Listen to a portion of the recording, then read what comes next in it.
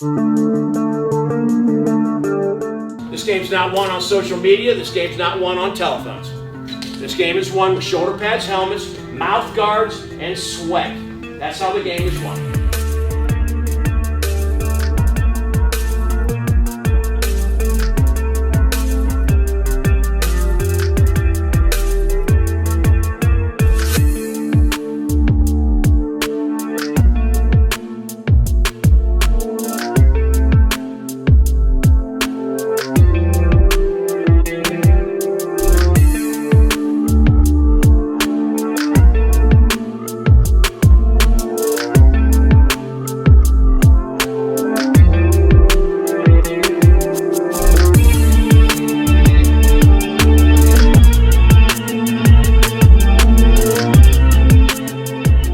Welcome to week 6 of the Bill Neese's Coach Show. I'm your host, Chip Hare. With us is the head coach. Bill Neese. Show is brought to you by Dick Lumpkins. Got a bump, call Lump.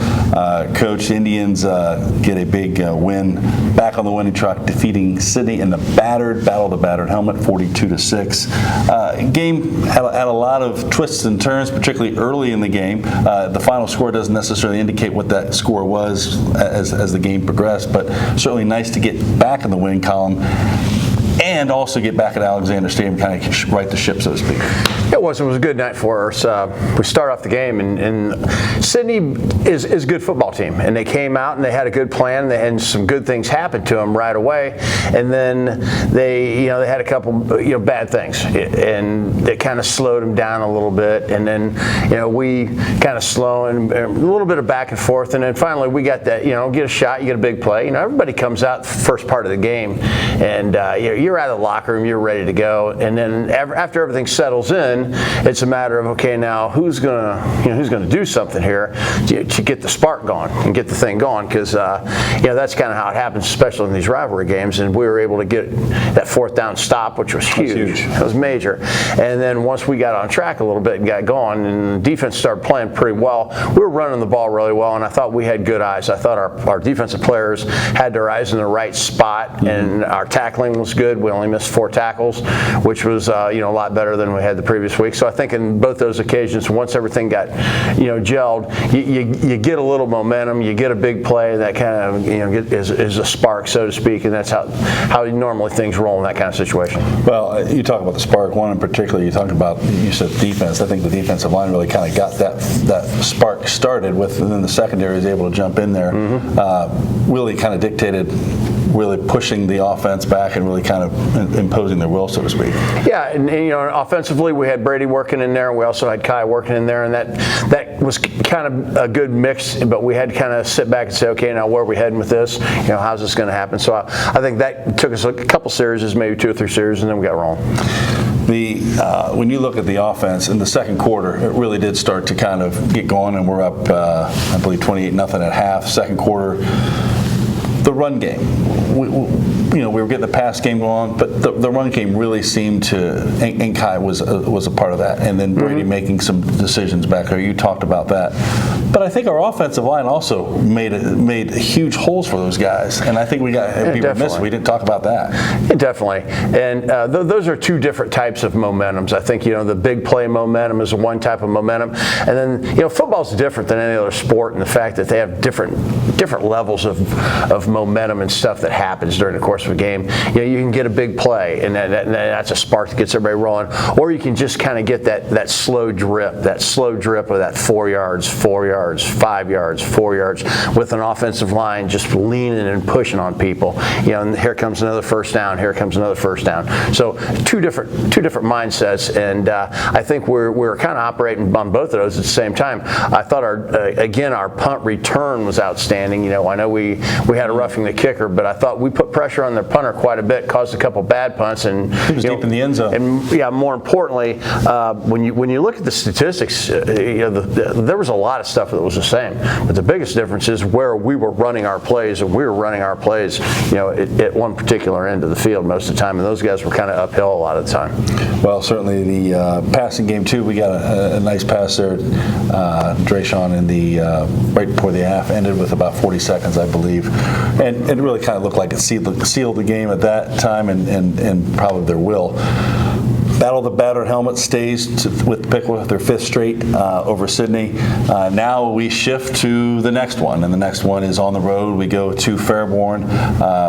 Coach, this is obviously a team that has a new coach, a new program, and a lot of new aspirations and a lot of hopes.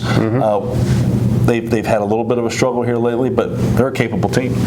Definitely, they've got. Last year when we played them, I commented. I said they've got some people. They just can't get a little bit of a supporting staff sometimes in terms of the rest of the guys, and sometimes you just don't get a lot of breaks. And I think this year with the new coach, they got a very established veteran coach that's coming in, and you can tell that they're going to do things. This is their system. This is how they're going to do it, and they're going to stick to it.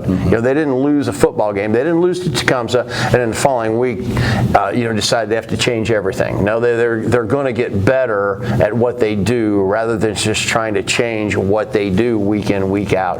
You can only outcoach people every once in a while. Your players can outperform people a lot more than you can outcoach people, and I think that's what they're doing right now. And they're a good football team. They've got an offense that probably, if they had a statistic of total plays per game and first downs, and they don't keep that stat in Miami Valley, they would be up very close to the top in terms of ball control, in terms of making that happen. They just don't get a lot of big plays, but they do get very consistent play out of their people. They're well coached, and like I said, it looks like they know what they want to do and how they're going to do it, and I'm sure they understand how people are going to defense it, and so we need to be ready to roll. Let's talk a little bit specifically. What do they do offensively? Offensively, they run a zone read. They run some of the stuff that we do. They run a single back zone read. They also run a 2-back zone read.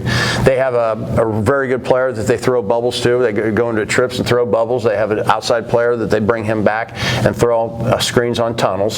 So they got both types of screens. The bubble that goes away from the formation, and what we call a tunnel screen, which comes to the formation. So you got both of those involved. Their receivers block for one another very well, and their quarterback pretty much runs the show. He alternated last year at quarterback, and now he's by himself at quarterback, and he'll run the ball maybe 10 to 14, 15 times a game. And then they've got 2 very capable running backs that are pretty evenly split in terms of how many carries they have, in terms of how many yards they have. Defensively, what can we expect to see? Defensively, they are a little different in their defense in the fact that they play a 5-man front. Usually most players have been playing a 3-man front this year and taking their ends and either bringing them, creeping them, dropping them, putting everybody in a guessing game. And these guys, it's not much of a guessing game. They put 5 on the line. They have 2 linebackers. They play man coverage, and they go. One of the things that I've noticed just in the scores, and you really can't tell a lot by scores, but just even looking at their statistics and who they played, they're a team that continues to battle. They're not a team that's rolling over. They are coming each week with the idea that they're starting over again with a chance to win. Yeah, and they suffer from some of the growing pains of a lot of younger or inexperienced teams, and that is, they got to stop giving up the big play. They got to stop doing this. But overall, the fundamentals are there. Well, I know this. Their numbers are growing and participation numbers are growing, and that's a first step to trying to get things moving. And the Indians will go back to Fairborn. And just for people don't know, this is actually the last time that we play at this particular stadium. They're building a brand new school and stadium, and so it'll be, interestingly enough, I believe it's the only place that we're going to play on grass this year. Yeah, I would say after this year, after this happens, then that'll be the last time we play on grass, maybe ever. Hard to believe, 10 years ago it was you were kind of split, and now it's. Does that change the change of the game for us? Does that change anything from the speed of the game? I know it doesn't change what we're going to do or what they're doing, but sometimes coaches will say, I want to practice on grass just to kind of get the feel of it so our guys are ready for it instead of going on the turf. I've done both, and I've been successful at both, and I've failed dismally at both. So I think a lot of it's in your mind. I think one of the things, though, it is a little bit of an advantage to play on it all the time because you're used to it. I mean, our guys will come out of the game, when we get finished, and I don't say it's like running in sand, but it's a different feel for your feet and calves and everything. But otherwise, I don't think it's a major deal that we need to do anything specific. Coach, one of the we had two guys on our special features this week, Bryson Roberts and Colten Booker. Both have been outstanding. Both have been playing very good football this year. Yes, Colten Booker, in the back of my mind, I think in the last couple of games he's really had some big plays and some standout plays. I think of Bryson Roberts. I always think of the pick six he got against Sydney last year and the pick six he got against Troy. They really got it rolling. But beyond just the statistical pieces that they give you, again, it seems like I said a broken record every week, but the leadership that those guys have, and they lead differently. I mean, they lead by actions, but those people follow them and really have a lot of respect for those guys. They do, and they play the same position, but they do it differently. And the fact that Bryce is more of the cover guy, we can put him back in the secondary, and for the last couple of weeks we've had him back in the secondary almost exclusively, whereas Colten plays more up on the line of scrimmage. He gave us just a great weapon to be able to have somebody on the line of scrimmage playing against a tight end team, because people don't use a lot of three-man surface, and we went to play Troy and they had a three-man surface and he was able to play that pretty well. And then B, he's an excellent pass rusher. So each one does their part a little differently, and it's just amazing if you could sit down and say, okay, who's the perfect strong side linebacker, who's the perfect weak side linebacker of all the ones we've had, and we're kind of describing him. One's a little taller, one's a little faster, back and forth, but they're very complimentary of one another of how they play. Yeah, defensively, but they have really set the tone a lot of times, particularly in that secondary, as you mentioned. Talk a little, Colten's got. He's a guy that last year we had to bring in when we had a senior was injured. He had to come in and step in. I got to believe that's helped him as he transitioned to this year. It is, and we start off the year and they played sides, just one side or other, and now we can specialize with him. Now we can move him, and you're not going to get a bead necessarily. It's going to be hard to get a bead, unless you really jump it into the jumbo computer and spit out all the statistics. But he gives us that ability to move back and forth, as does Bryson. And they both got a ton of playing time. Bryson full-time last year, and Colten probably started 3 or 4 games last year for us. So excellent. And now the roles that they play on offense are equally important. We're just going to talk about offense. Equally important. Really big for us. Yeah, Colten's been a great weapon for us at H-back, which is the modern-day version of a tight end, but he's in a backfield, and you can move him from place to place so people can't get a beat on where your strong and weak side are. And then Bryson at running back has just been exceptional. So we couldn't ask for those guys. They play about they don't play both ways. They play about 1.5 ways, so to speak. And we have some other people in it, but they do a fantastic job to help our offense. Well, if I were just to sum them up again, what are those two guys you think meant to Pickle football? As I know that they're all weight room guys, but those guys are the ones I always see get in the summer. They pull their car in. They were one of the first ones here, and rallying guys in the parking lot, and again, leader guys. But in your estimation, just overall, what do those guys mean to Pickle football? Well, I think they mean everything to Pickle football. I think that they're the type of guys, they're the type of people that we want to cultivate and have around here. Again, for the bazillionth time when I say our best players have to be our hardest workers, our best players have to have the best attitudes, our best players this. They finish the sentence of every single one, any cliche that I can throw out there in terms of the coach speak dictionary. They can finish each one of those cliches. Well, both of them have a swagger to them, but yet it's never crosses a line. It's confident, and as you said, people want to be around those kind of guys. Good people. Yeah, and we're probably going to have to hit the repeat on all of our shows for the seniors, because we have a lot of seniors that are just those kind of kids. So, Coach, that's a button I don't mind repeating. That's no, fine. not at all. That's fine. Coach, we certainly wish you luck against Fairborn as we move forward in the season. Thank you. We're going to come back. We're going to talk to Colten. We're going to talk to Bryson. We're going to find a little bit more about just their mindsets on both sides of the ball, and what's it like to be part of Pickle football when we come back. Welcome to part 2 of the Bill Nieces Coaches Show, brought to you by Dick Lumpkin's Auto Body. Got a bump? Call Lump. And speaking of lumps, these guys have been laying some lumps and bumps on people all year. I'm going to have you guys introduce yourselves and the position that you guys play. I'm Bryson Roberts. I play outside linebacker, safety, and running back. My name's Colten Beougher. I play outside linebacker and H-back. Colten, I'm going to have you hold it. As we get in the senior portion of the program, you guys have obviously been a part of the program for more than just this year. You guys have been an integral part of the program for the last few. Colten, from your standpoint, you're a senior now. What's different from your perspective as being a senior versus playing maybe even last year as a junior on this team? What's different for me is this year now we're the people that everyone looks up to instead of last year when we were looking up to the seniors. So everyone comes to us when they have questions or when we're in practice.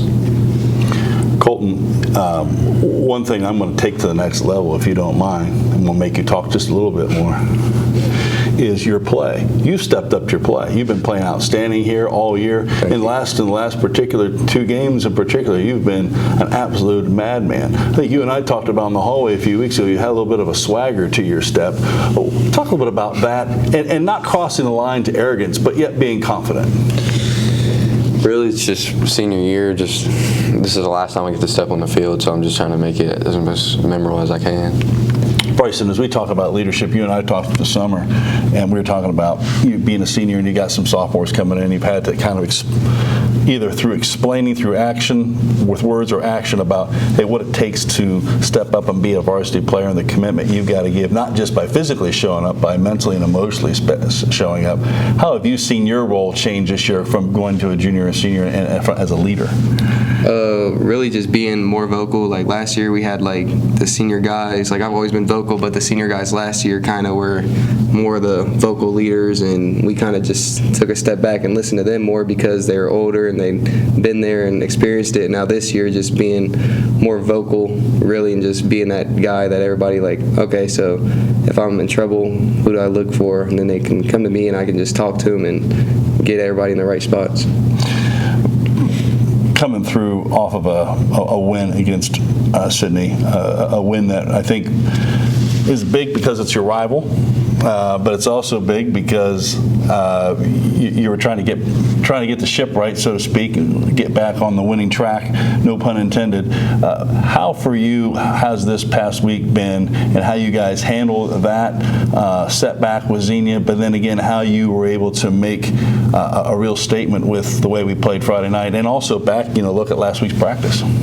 Yeah, we always practice hard, but I think last week after the game, it got kind of like more personal for everybody. Mm-hmm. We all after the game, we all just took a step back, looked at it, and took the bad and some of the good that came from that, and it really just helped us become, I think, more passionate, and it really shows that winning is it's not guaranteed, so we really have to step it up more.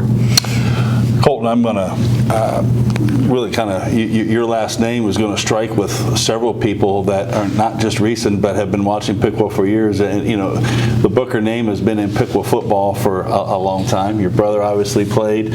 Your uncle's going to be inducted into the Athletic Hall of Fame in a couple weeks. For you, and your dad being a part of it, what as you're looking at a season, do you ever think about that, the legacy your family carries, and being able to continue that play here at Alexander Stadium, and the program that those guys really kind of put their blood, sweat, and tears into? Try not to think about it too much. I'm just worried about, I just want to put my name in the legacy myself as Colten Beougher, not just a last name. Well said. Well said. Boy, you're groomed well. Thank you. Yeah. But let's talk about Colten Beougher then. Let's talk about the legacy you've left for yourself and what you're leaving. You talked about, hey, you just want to leave it all hang out there. This is really important for you. What are some goals that you really are trying to achieve this year? Not necessarily individually, but team-wise. Team-wise, obviously is win state. That's everyone's goal every day. And individual goal for me would just to be selected for the NBL. Last year I wasn't first team, second team, or honorable mention, so I just want to get one of those first team would be ideal, but a second team wouldn't be too bad either. Politicking a little bit out there? Yeah. Okay. Bryson, I'm going to chat just a little bit about the fact that you guys both, before we get into the next subject, Bryson, you have had, when you go back 5, 10, 15, 20 years and you look at your highlights, your pick sixes, last year, you get the memorable one against Sydney. Take the air out of their bubble right from the get-go. You get one against Troy, and then, this year. That's got to be special for you to get. And those two were the first score of the game in both of those. Was that something that you'll always remember? Yeah, I think those will definitely be memories like I just have. Like, I don't know, like whenever I think about just when I was playing here, and I'll just always look back and like those will be two that come to me like instantly. Just remembering those two moments. Well, they're no doubt fun, and the chemistry that you guys have amongst yourselves is special. I think that's another reason why you guys are very successful on the field. It's your off the field chemistry and how well you guys get along. It's pretty fun to watch. You guys are a fun group. But speaking of fun, you guys are also teammates in another arena. No pun intended. I'm using a lot of puns here. Basketball. Bryson, you've played basketball pretty much your whole life for the Indians, and Colten, you've kind of been an in and out guy. Talk a little bit about basketball, what that's been like to kind of be a two-sport athlete. At times it does wear on your body, and you got to take care of your body. So that's one like bad thing. But I think that it really just helps you a lot. Like when you're playing basketball, you're constantly running and moving, and I think it just keeps you in condition to play another sport. And I think it helps you build another relationship because you're going out there and you're playing games with your friends and your teammates, and it makes you competitive because you don't want to lose and you have to trust your teammates. So it really helps you create that chemistry to take to the other sports. So like we'll have more chemistry this year going into basketball season because we just played a whole football season with each other as well. Well, Book, you were kind of a last minute ad last year. You're kind of like, I don't want to do this, and then all pun intended, again using that word, it looks like you're going to come back and do it again this year. So is it something you look forward to? Not that you're thinking about basketball now, but I mean, it's something that you get to play with your guys and you get to spend some more time with your boys. Yeah. At first, it was really just a way for me to stay active so I can go into senior year football. But then once I actually started doing it, and I realized why I loved it and why I used to do it as a kid.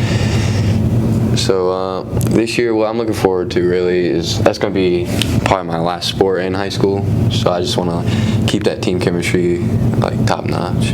Yeah. Well, we certainly wish you guys luck the rest of the season, and I know we'll talk about hardwoods later, but we certainly wish you guys well. I would be remiss if I didn't get into really the next step in life for you. Next May, you're going to be graduating, and you're going to be here at Alexander Stadium in a different uniform. You'll be in a graduation cap and gown, hopefully, right? Hopefully. And so that's the plan. Talk a little bit about what your plans are, maybe what you're looking at after high school. As of right now, I think after high school, I'm just going to go into work for force. But if I do get an offer for football that really catches my interest, and I think I'm going to pursue that. Okay, good. I'm going to end up taking an offer probably to play football somewhere. I don't know where yet. I'm still trying to narrow that down and decide. But I think I'm going to major in computer sciences and see where that takes me. Well, both of you guys are hard workers and intelligent people, and I think the success that you guys have here in the athletic world at Piqua is certainly going to be seen by the world once they get a hold of you guys. So we wish you all the best. Thank you. Yeah, you're welcome. And this is going to conclude the Bill Neese's Coach Show. Just a reminder that the Indians this week are on the road at Fairborn. There'll be footage that you'll be able to catch next week on the Indian Nation station, followed by the Bill Neese's Coach Show, shot by our great AJ Ganger and our crew at Indian Nation station. So for our crew here, Mr. Booker and Mr. Roberts, we wish you all the best. Have a great week. We'll see you next time.